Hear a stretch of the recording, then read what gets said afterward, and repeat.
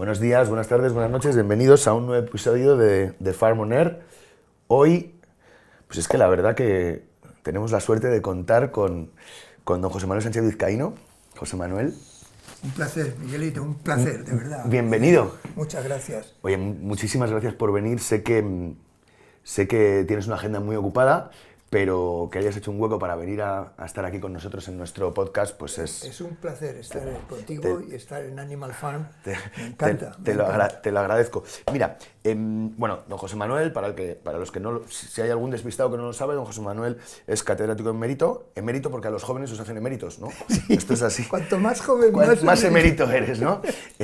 Es catedrático emérito en la Universidad Complutense de Madrid y además es el coordinador del proyecto Vactiva, una vacuna para la lucha contra la peste porcina africana, que después hablaremos mucho de eso. Además de eso es un excelente amigo y un gran tipo. Así que, bueno, muchas gracias por venir. Gracias a ti, Miguel. Venga, y después de hacernos la pelota, vamos al lío, ¿vale? José Manuel, la peste porcina africana. La pepa, como dices tú. Cuéntanos un poco cuál es la situación en el mundo hoy, cómo funciona, cómo está, cómo estamos, en qué punto estamos en las diferentes partes del mundo. Estamos peor que nunca. Yo llevo trabajando en esta enfermedad desde el año 1978. Tú a lo mejor no era ni un proyecto en esa época. Yo nací en ese año, José Manuel, lo que pasa es que me conservo muy bien, pero nací ese año. Pues fíjate qué curioso. Pues ahí empecé yo a trabajar en la peste porcina. Entonces lo que nos interesaba era erradicarla de España porque íbamos a entrar en la Unión Europea, en fin, todos esos temas de comercio y tal. Y bueno, desde entonces, ahora, la situación es totalmente dramática. Es decir, ahora mismo está en los 5 continentes, cosa que no había estado nunca en toda la historia, está ahora en los 5 continentes y sobre todo que no se ve la capacidad de erradicar o de controlar. Es decir, algo está fallando en este momento en algunos servicios veterinarios que además pues, son de países competentes que por lo que sea no están frenando, ¿no? Hay varios motivos pensando por qué, pero la verdad es que está peor que nunca, con lo cual el riesgo de que otros países se puedan infectar es más elevado que nunca. Porque la situación en China actualmente, China, bueno, vivió un enorme momento de zozobra, ¿no? Que tambaleó y hizo cambiar todos los mercados mundiales de alimentación. Y hoy, ¿cómo es la situación en China? Siguen infectados de peste porcina, siguen infectados. Lo que pasa es que, como ocurre siempre con las situaciones crónicas, la gente se adapta. Si no puede eliminar la enfermedad, se adapta a convivir con ella, que es lo que está pasando en la mayoría de los países. Entonces China, pues evidentemente, cerró muchas de sus exportaciones, cerró mucho, aunque realmente su consumo interno es lo más importante para China, que es enorme, sí. Pero bueno, todo el mundo sabe que precisamente que el mercado interior siga funcionando y que no estén tan preocupados con eliminar la enfermedad, hace que muchos alimentos que se hacen allí puedan llevar el virus y que esos alimentos pueden salir en barcos sobre todo, pero también en aviones y es uno de los riesgos principales que tenemos de difusión, ¿no?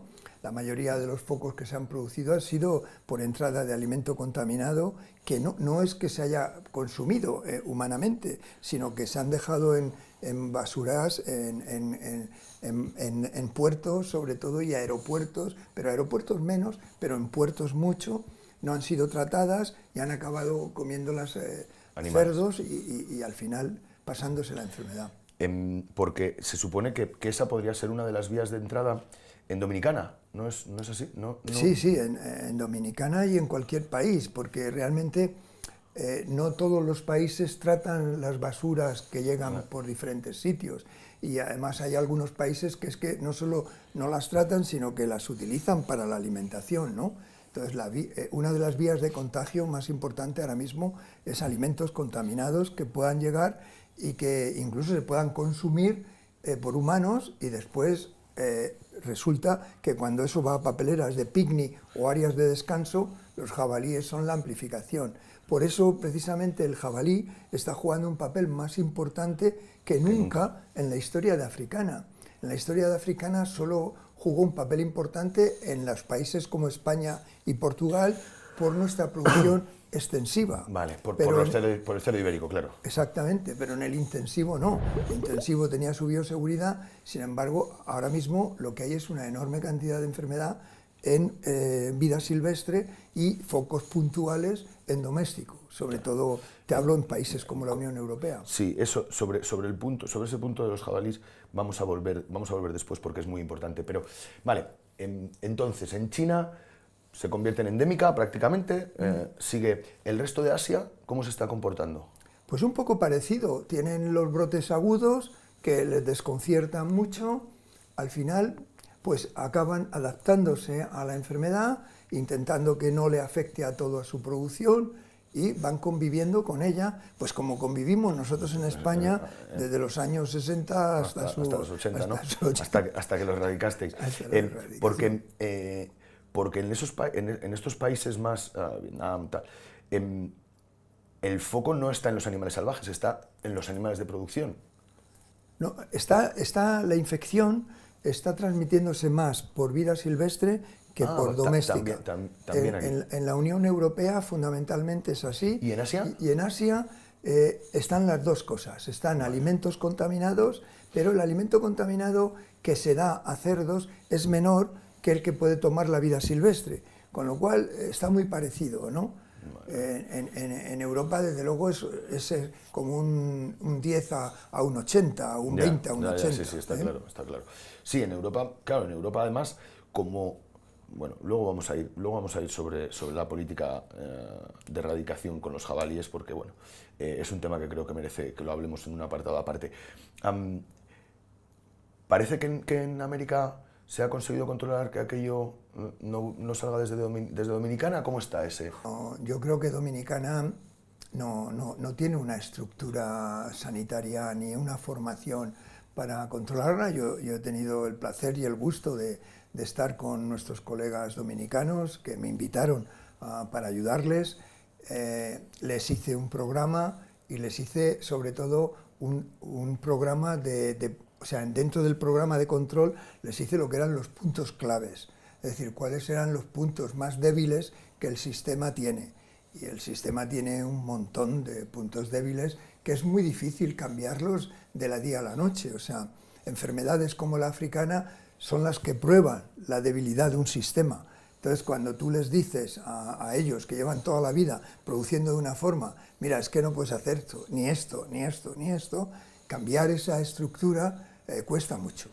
Claro, y es que el tipo de producción, que con un montón de traspatio que tienen, con un montón... Y luego, claro, yo recuerdo, o sea, yo me acuerdo ir andando por la selva en Dominicana, hacia un río tal, y de repente te encontrabas una choza con cuatro animales estabulados, pero claro, que tenían...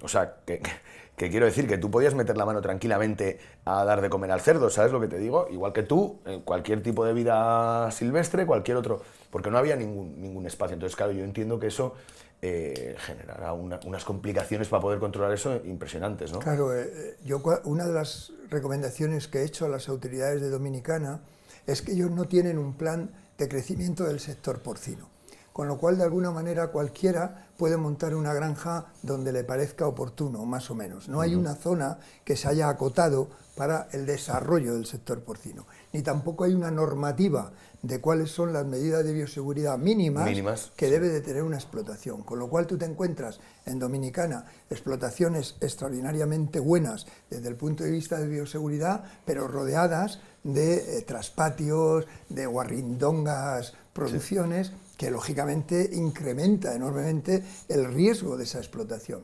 Es decir, lo que hay que hacer en esos países es hacer un programa de desarrollo del programa porcino en el que se dediquen zonas para su, digamos, implementación, pero con una normativa de construcción, de distancia entre ellas, etc. Y eso no se llega a hacer. Bueno, es que yo Claro, al final eso fue uno de los puntos que os ayudó a acabar con la peste en España, ¿no? Acabar con el traspatio y que el sector se empezara a convertir, y ayudó además al sector a convertirse un poco en lo que es hoy, ¿no? En España. Sí, sí, en gran medida la peste hizo que nuestro sector sea hoy por hoy uno de los más bioseguros, muchísimo, tanto en lo que es la construcción como las distancias entre ellas. Sin embargo, en la época que estaba la peste eso no existía. Entonces la gente tampoco sabía algunos mecanismos de contagio. Claro, ahora eso sería una locura hacerlo, ¿no? Pero hay países que desgraciadamente siguen teniendo ese problema, todos juntos, sin darle importancia, diciendo, no, es que no se transmite como la aftosa, no es una enfermedad de aerosol, no es una enfermedad de aerosol. Evidentemente no es por aerosol, pero joder, hay una cantidad de otros factores de riesgo, ¿no? Factores de riesgo que son enormes. Claro.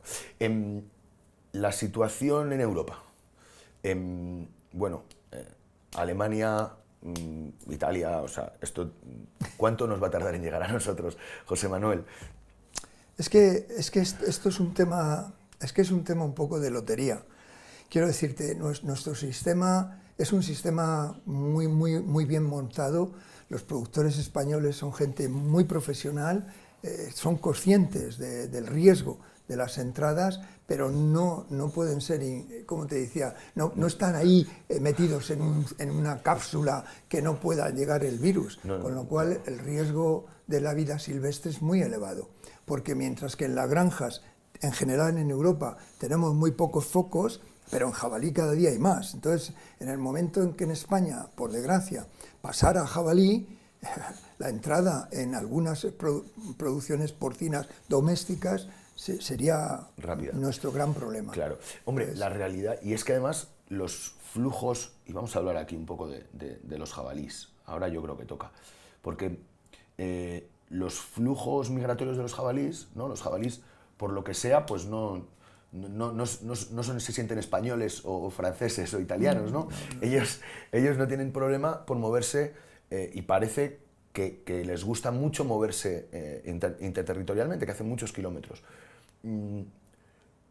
¿Qué pasa? O sea, vosotros no tenéis una voz en Europa. ¿Por qué no actuamos contra esa plaga hoy, que además los jabalíes hoy, más allá de vida silvestre, se han convertido en una plaga en muchos sitios? Son responsables de muchos accidentes.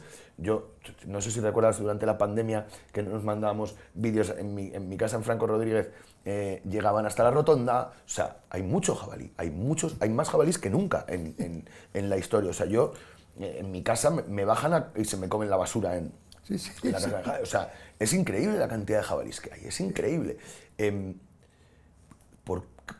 ¿Qué está pasando con esto? ¿Por qué no se ataja de alguna manera desde instancias europeas y se trata como un problema común? Porque es un problema común a todos los europeos.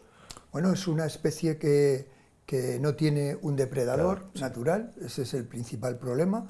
Es decir, en la vida silvestre ellos no tienen el más mínimo problema de convivencia o de reproducción. Luego son muy reproductivos, es decir, tienen una vida activa. Y luego pues son bastante resistentes a muchas cosas, sí, con lo cual digamos que están blindados al no tener tampoco. La caza ha bajado mucho, la caza además la limitan en zonas determinadas, con lo cual tampoco puedes disparar en cualquier sitio. Entonces pues están totalmente en total libertad y en las mejores condiciones para poder. Luego además ellos se mueven, como tú has dicho, van buscando siempre agua y comida. O sea, nosotros de hecho tenemos las autovías de los jabalíes. Sí, sabemos por dónde nos van a entrar en España, sabemos cómo nos van a entrar desde la zona infectada, tanto en la zona digamos, más de Cataluña como del País Vasco. Sabemos todos esos caminos, nosotros los sabemos. Es además una especie muy prolífera, con lo cual, y además que cuidan mucho a sus crías. Mucho, sí, con lo cual están en un sitio ideal. Y ellos pues comen bien, reproducen bien, no tienen grandes patologías y bueno, pues la única que realmente les está haciendo daño es la de la peste, ¿no? La peste sí que les produce una mortalidad del 100% y de hecho en algunos sitios, en algunos países se están quedando sin jabalíes por tema de la peste, ¿no? Pero en general, pues la verdad es que es una especie resistente, inteligente, y se maneja muy bien ellos mismos, ¿no? Pues tenemos un tema ahí importante. Hombre, nosotros por eso en el proyecto Vacdiva pusimos el jabalí como prioridad Como número foco, uno. claro. Nosotros estamos haciendo una vacuna para jabalí y para doméstico, y ahora pues vamos a ensayar pronto ya en condiciones de campo masivas, porque en laboratorio hemos hecho muchas para demostrar que en jabalí funciona la vacuna, es vía oral, además tenemos unos baits que se podrán repartir. Yo espero que cuando la tengamos ya en marcha, que esperamos después de esta nos han pedido un ensayo más de gran escala, es decir, no de hacerlo a nivel laboratorial, sino en gran escala, y la vamos a hacer ya ahora. Hungría nos ha dejado un sitio para hacerlo, para poder hacer en gran número. Yo creo que tras ese estudio las condiciones de utilización sean más fáciles a nivel experimental de zonas determinadas y podamos vacunar. Ahora nos vas a contar esto más en detalle. Además quiero que nos cuentes cómo se va a administrar, porque es interesante y me parece que es importante. Porque claro, estamos donde estamos, no llegamos a otro lado. Parece que esto corremos el riesgo de tener que empezar a convivir, o sea, tener claro que vamos a tener que convivir con la enfermedad en muchos sitios. No parece que vaya a ser de otra manera, ¿no? Tal y como estamos con la proliferación. ¿Qué se está haciendo a nivel... ¿Cómo es la situación actual de las vacunas alrededor del mundo? ¿Qué se está haciendo? Además de la vuestra, ¿cómo funciona? ¿Cómo está ese tema? El sueño de una vacuna para la africana la hemos tenido, yo creo que todos los que hemos trabajado en peste porcina desde hace muchos años. El tema de la vacuna de africana, yo quisiera voy a ver si te lo puedo explicar bien, porque es que es un virus muy particular. Primero, es un virus muy grande, muy complejo, con una estructura de resistencia, el virus por él mismo, enorme. Es decir, es como un castillo. El virus es un castillo. En el suelo dura muchísimo tiempo, en cualquier parte ambiental. No tiene una partícula que produzca neutralización del virus. La mayoría de las vacunas, como tú sabes, están basadas en su neutralización. Es decir, que hay un anticuerpo que no permite que el virus pase a una célula. El de africana no tiene esa situación. Es un complejo, su respuesta inmunitaria, humoral y celular, que llega a frenarlo, pero no por un mecanismo de bloqueo, con lo cual realmente es un mago para escaparse de todas esas situaciones. Entonces, ha sido un sueño para todos los que trabajamos en la africana conseguir una vacuna, y tú me dirás, ¿y por qué ahora hay más posibilidades? Pues yo creo que el cambio sustancial fue, sabemos que atenuando las vacunas, o sea, cuando tú coges un virus y lo atenúas, en el caso de africana también funcionaba, pero veíamos reversión a la virulencia, es decir, esas atenuaciones se cortaban y volvían a ser virulentas. Entonces nos dimos cuenta que por esa vía en sí misma era muy difícil, y estábamos intentando mecanismos humorales y celulares, por esa vía es compleja. Sin embargo, los avances en biología molecular nos han ayudado enormemente. ¿Y por qué nos ha ayudado los avances en biología molecular? Porque nos han enseñado algunos genes que están ligados a la inmunidad. Y entonces ya no tienes que meter el virus entero, ya no tenemos que hacer cepas atenuadas, ya no tenemos que atenuar virus, sino simplemente coger trocitos de genes, de esas proteínas que inducen, o sea, de esos genes que inducen proteínas que aumentan la respuesta inmune. Entonces hemos pasado del concepto cepa atenuada al concepto de mutantes.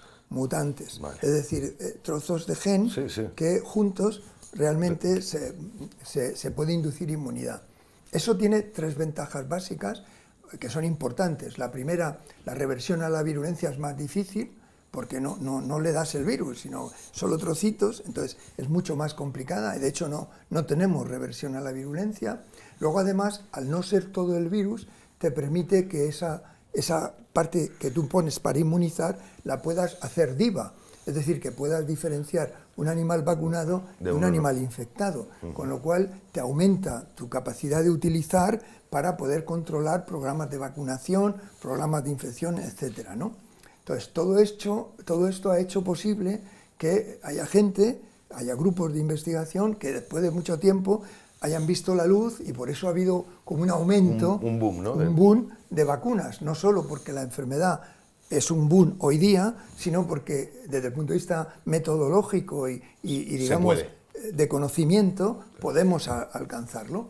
Entonces, pues ha habido, las que primeramente se han utilizado han sido las americanas, del grupo de Plum Island, que ha hecho, pues eso, vacunas con un gen solo o con 2 genes, entonces han comprobado que podían inducir inmunidad. Algunas de esas vacunas se comercializaron en Asia y tuvieron un problema enorme en Vietnam, que nunca se ha aclarado del todo si fue por la vacuna o por la vacunación. O por la vacunación. Porque había gente que decía, bueno, es que han vacunado, pero en sitios que ya estaba la enfermedad. Entonces, claro, si la enfermedad ya está, la vacuna no puede proteger una enfermedad. La vacuna previene la enfermedad, pero no. Total, que ahí ha habido un pequeño problema que realmente ha generado mucho escándalo sobre las vacunas.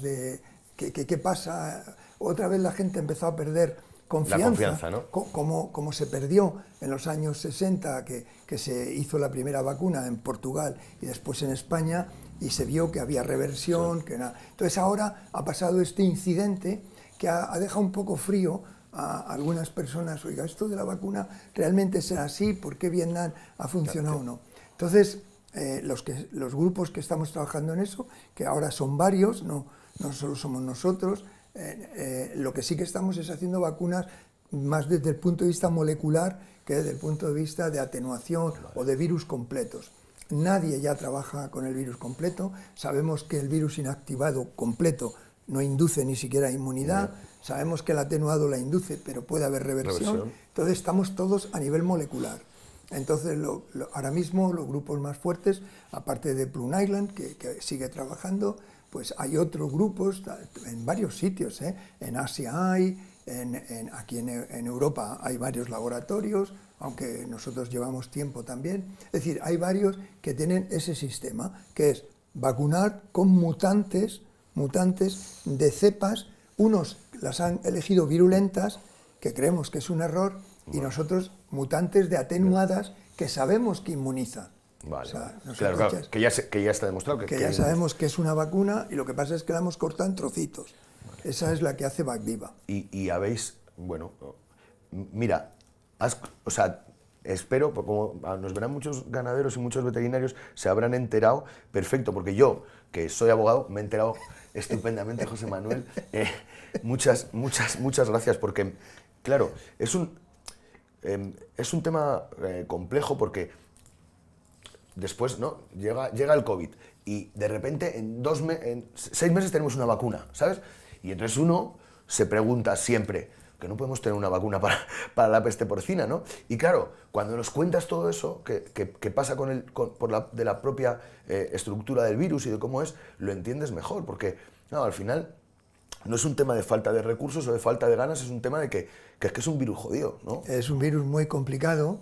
Y que hasta que no encuentras, para que te hagas una idea, tiene 190 genes, el virus de africana. El virus de COVID tiene 10. Claro. Nosotros hicimos una vacuna para pequeños animales cuando entró en España el COVID, porque vimos que había mucho miedo por parte de los propietarios de mascotas, porque sabíamos y ellos sabían, que las mascotas se infectaban. Tardamos en hacer una vacuna que luego al final no se ha comercializado porque hemos visto que no era necesaria, 6 meses. Yeah. COVID tiene 10 genes, yeah. Nosotros tenemos 190.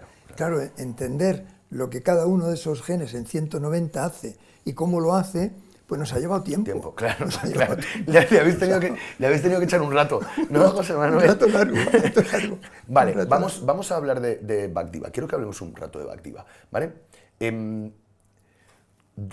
Nos has explicado un poco dónde estáis, pero ¿cuáles son los próximos pasos? ¿La vacuna ya habéis probado que funciona en el laboratorio, cierto? Sí, todavía es una vacuna experimental, porque ya sabes que para que una vacuna se apruebe tienen que haber una serie de ensayos biológicos determinados. Por ejemplo, este de gran número todavía no lo hemos hecho, nos falta ese.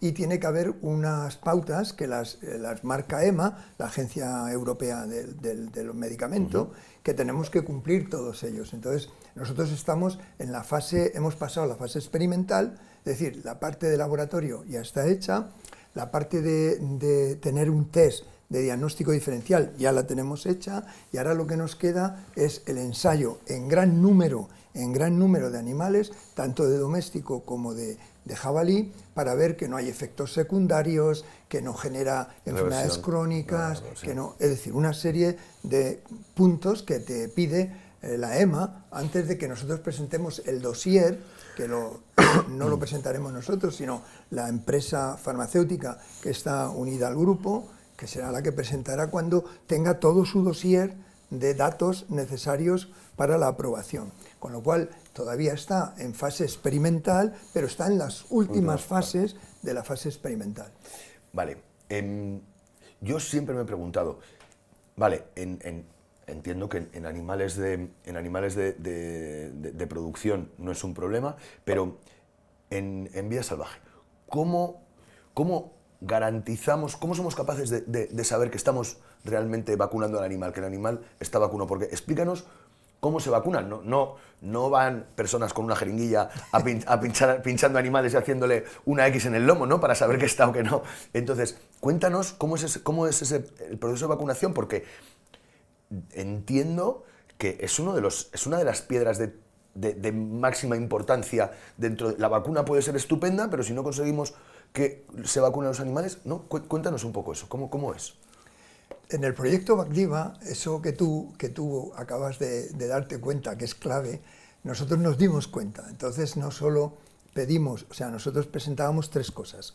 Una vacuna que protegiera y que fuera segura, un test de diagnóstico que permitiera diferenciar y un programa de vacunación. Entonces estaba todo previsto en ese proyecto. Entonces Vacdiva coge todo. Entonces el plan de vacunación es clave, como tú has dicho, es clave. No solo es importante, sino que es clave, porque la vacuna en sí misma, si no la aplicas adecuadamente y en los sitios de riesgo y con la visión global de frenar la enfermedad, no te sirve de nada. Es una herramienta, es como un cañón. Si el cañón lo pones mirando al lado contrario, pues ya puedes disparar, que no va a valer para nada. Pues claro, esto pasa igual, ¿no? Entonces nosotros hemos trabajado mucho en vacunación, es decir, en vacunación, no en doméstico. En doméstico sabemos que es jeringa. Se vacuna y pones un... Que en doméstico, curiosamente, va a tardar más que en vida silvestre, es decir, porque en doméstico todavía, o sea, tenemos protección y tal, pero todavía tenemos que retocar esa vacuna porque, ¿sabes qué pasa? Que es más sensible el doméstico que el jabalí. Entonces, en el jabalí nos podemos permitir unos niveles de tolerancia más bajos, ¿no?, que en el doméstico no podemos. Entonces, aunque hemos querido hacer una vacuna solo para todos, doméstico y jabalí, estamos viendo que a lo mejor en doméstico nos va a llevar un poquito más de tiempo y que a lo mejor no podrá ser exactamente la misma, ¿no? Por esos niveles de tolerancia. Entonces, la de doméstico nos va a llevar un poco más. Entonces, en doméstico el programa de vacunación será cuando pase todas las... Estamos siempre hablando de que ha pasado todas las fases, sí. Entonces, cuando los países decidan, pues es muy sencillo y se hará zonas de vacunación, zonas de riesgo, sitios que se elegirán, normalmente los que estén cerca de vida silvestre, los que tengan unas localizaciones más peligrosas, etcétera, se vacunaría de forma protectiva, ¿no?, de protección. Y bueno, eso dependerá ya de cada país y de cada servicio veterinario.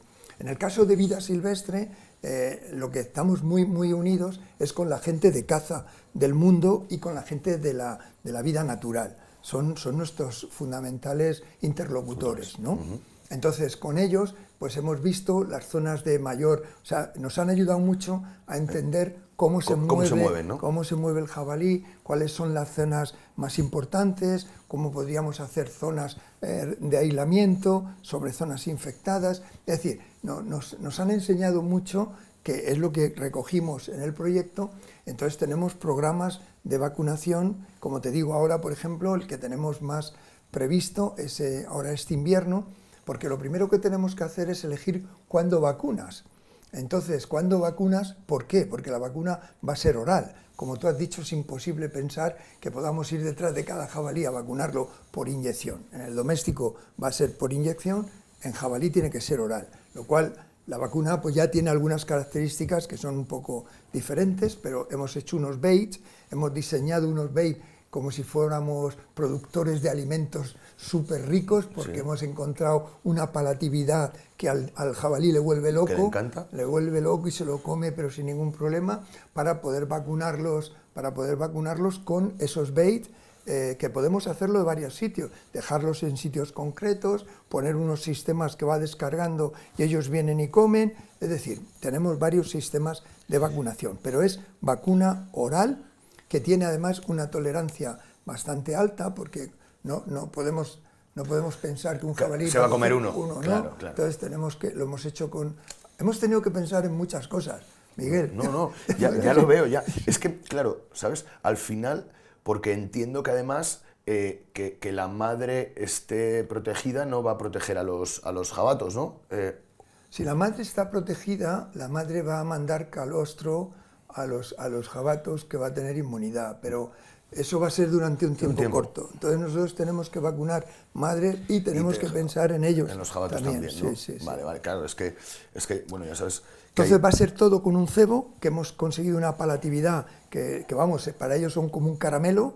Ya me darás uno, a ver si me gustan, que yo también quiero estar cubierto. Y entonces va metido, o sea, es esta comidita, que es un bait, o sea, un cebo, un cebo, y en el cebo va metida la vacuna. Entonces esa vacuna, al tomarla, es curioso, porque ellos muerden, mastican, el cebo es un plastiquito muy pequeño que es biodegradable, entonces lo mastican y luego lo tiran, curiosamente, pero sí, pero lo están masticando como si fuera chicle, les encanta, lo cual a nosotros nos ayuda, porque sabemos que mastica bien todo lo que queremos que haga, ¿no? Que entra como entonces, sí, son muy curiosos. No, pues, y en la primera prueba, entonces, ahora la tenéis este invierno, dices, en Hungría. En Hungría, bueno, tenemos ahora una en España que le estoy pero muy agradecido a la Junta de Extremadura, porque nos ha dejado que ensayemos este programa de vacunación que te estoy contando, pero sin vacuna.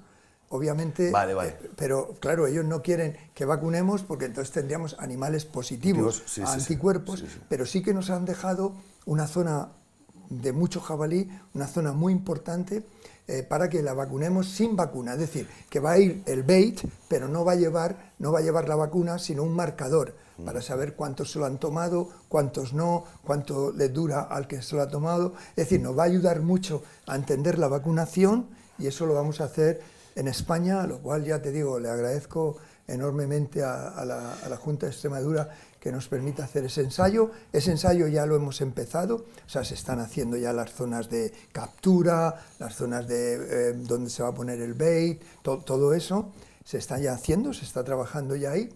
Y luego tenemos lo mismo, pero ya con vacuna real, en Hungría, que eso lo haremos en invierno, porque es cuando no hay alimento para ellos, entonces se comen el bait. Tienen más ganas de comérselo, ¿no? Más capacidad. Claro, porque aquí en España lo que vais a ver es, o sea, lo que testáis es el proceso de vacunación en sí, ¿no? Sí, eso es lo que, gracias a Extremadura, o sea, a la Junta de Extremadura, que nos ha permitido hacer ese ensayo, pues nos ha ayudado mucho, porque realmente todo este modelo de vacunación que tú me has preguntado, porque es clave, nosotros no lo hemos ensayado. No lo podéis testar, claro. Lo hemos pergiñado mentalmente, pero no lo hemos visto en campo.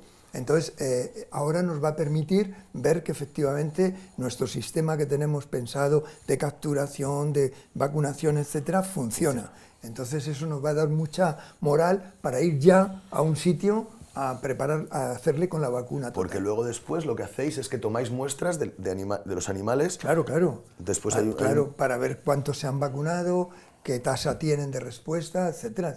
Claro. Es muy importante ese ensayo. El ensayo de Extremadura nos va a ayudar ya a ir ya con una seguridad enorme a Hungría a vacunar de verdad. O sea, allí es que la vacunación de vida salvaje no tiene pinta de ser muy sencilla. No lo es. Antes ha habido en Europa ensayos que se ha hecho con la clásica, de la cual hemos aprendido mucho. O sea, nosotros hemos cogido muchas ideas de cuando Europa tenía la clásica por todos los lados y que la transmitía también el jabalí, se vacunó de peste porcina clásica a los jabalíes de Europa. Entonces, eso se hizo hace unos años. Entonces, bueno, nosotros nos hemos fijado mucho en los errores y en los aciertos que tuvieron. Hemos superado los errores y supongo que los aciertos ya los tenemos todos, pero algún error también tendremos nosotros, que es lo que queremos comprobar en Extremadura. Claro. Bueno, pues cuando hayas terminado este ensayo, te vienes otra vez y nos cuentas cómo ha ido, ¿vale? Que ya sabes que aquí tenemos muchas ganas siempre de que estés con nosotros. Vale, José Manuel, que nos vamos pasando un poco de tiempo y yo quiero preguntarte otra cosa que siempre pregunto aquí a la gente, que es sobre la reputación de nuestro sector. ¿Vale? La reputación de nuestro sector, la reputación del sector porcino, del sector agroalimentario en el mundo. Y a ti te voy a preguntar por una cosa en concreto que yo creo que es importante y que tú como profesor, catedrático emérito... emérito por viejo. Emérito por chaval, que estás hecho un chaval, de la Universidad Complutense has vivido en el aula, ¿no? O sea, desde tu momento, cuando tú entras en la universidad para estudiar veterinaria, a los chavales que salen hoy de la universidad, gente en tus tiempos, ¿no? Mi padre, tú... bueno, todos vuestros amigos, vuestro grupo, dedicaros a la producción era como algo bueno, ¿no? Bonito en un país en producción. Hoy, ¿qué pasa hoy en las aulas, José Manuel? Las aulas han cambiado muchas cosas. Desde cuando tú y yo estudiamos, bueno, tú estudiaste mucho después que yo, pero yo, fíjate, yo estudié del 70 al 75. En España, 70 al 75. No sé si te ubicas. Sí, me ubico, claro que me ubico. Cuando estudió también mi padre y tuvo tiempo para conocer a mi madre y que saliera yo. O sea, debió de ser una época buena esa, los 70 en España. Fue una época curiosa, una época que bueno, muere Franco en el 75, ahí está la transición, en fin, todas esas cosas que bueno, pues han cambiado nuestro país significativamente. Había una universidad que era muy diferente de la de ahora. En aquella época los catedráticos como yo subían allí a darte la clase como un poco diciendo, oh, joder, yo estoy aquí, sí. Chicos, había muy poca cercanía. Interacción, ¿no? Muy poca. Luego eran clases excesivamente teóricas, no había acercamiento profesor-alumno, no había prácticas prácticamente, muy pocas prácticas, no había salida a campo, no había relación con el sector. Yo creo que ha cambiado, o sea, bestialmente, para bien. O sea, hoy día la educación de carreras como la nuestra, que son eminentemente prácticas, claro, y que tienes que estar claro. En el campo, pues procuramos estar cercana a las granjas. De hecho, tenemos muchas granjas que nos permiten mandar nuestros alumnos, que hacen sus prácticas allí, que hacen igual que las industrias, igual todo lo relacionado con el trabajo de un futuro veterinario lo tenemos ya con gente de las industrias y de las empresas que nos permiten esa interacción. Luego los profesores no somos como aquellos, ¿no? Que le preguntaban algo y decían, pero ¿cómo me pregunta usted eso? Como diciendo, léete el libro, ¿no? Sí, léete el libro antes de venir. Este y este otro. Esas cosas no. Ahora es una universidad mucho más cercana, ya te digo, el alumno es tratado como un compañero prácticamente, sabiendo que con su distanciamiento y ellos con su respeto hacia un profesor, pero con mucho más cercanía, yo creo que con mucho más cuidado, ¿no? Y somos más conscientes de llevarles a la práctica. Es decir, no tanto apréndase usted mis apuntes, que esto es la Biblia, sino vamos a ver lo que hay ahí fuera, ¿no? Entonces yo creo que ese cambio ha sido muy importante, muy importante. ¿Y tú crees que hoy hay más alumnos? ¿Cómo es el porcentaje de alumnos que hoy se quieren dedicar a animales de granja respecto al porcentaje de alumnos que, por ejemplo, se quiere dedicar a cuidar perros o a trabajar desde el funcionariado? ¿Cómo está eso? Eso está mal.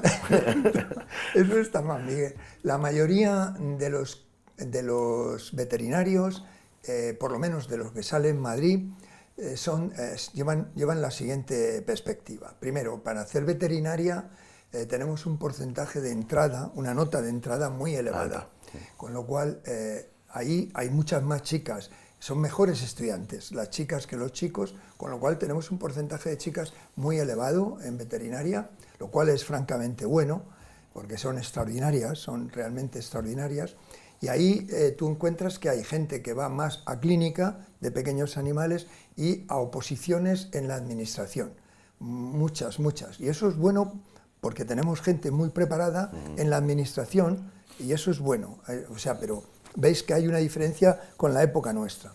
Luego, en cuanto a los chicos, pues también hay mayoría de clínica de pequeños, la gran mayoría, y luego hay un grupito que quiere hacer cirugía experimental, pero muy chiquitito, sí, y luego ya a las granjas hay menos atracción. ¿Por qué? Porque eso todavía es un error nuestro en la enseñanza, ¿sabes? O sea, el otro ve que es más veterinario, el que está allí con el animalico, lo cuida, tal, se sienten ellos más, y los que están en granja es como muy distante del animal, ¿no? Es decir, es preventiva.